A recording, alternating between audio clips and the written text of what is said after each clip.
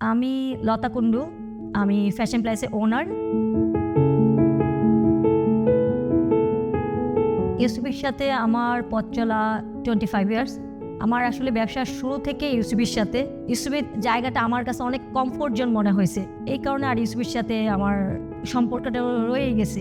আর দিন দিন সম্পর্কটাও মনে হয় যে আরও একটা ফ্যামিলির মতো বন্ডিং হয়ে গেছে।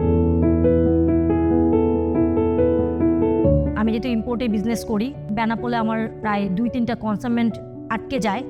তখন আমি ব্যাংক ম্যানেজারের কাছে যাই যে স্যার আমার আজকের মধ্যে আমার টাকা লাগবে, কারণ আমি ট্যাক্স দিয়ে মালটা ছাড়াই আনতে হবে আমাকে, নাহলে আমার পোর্ট বিল হয়ে যাচ্ছে।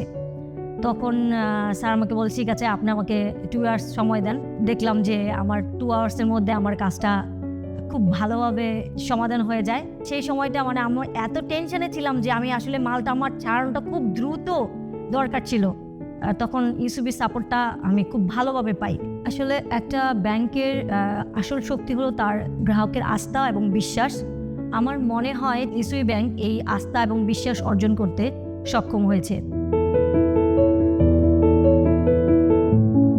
ইউসুফি ব্যাংকের 43তম প্রতিষ্ঠা বার্ষিকী উপলক্ষে আমার ফ্যাশন প্লেসের পরিবারের পক্ষ থেকে ইউসুফি ব্যাংকে আন্তরিক অভিনন্দন এবং শুভকামনা সব সময় থাকবে।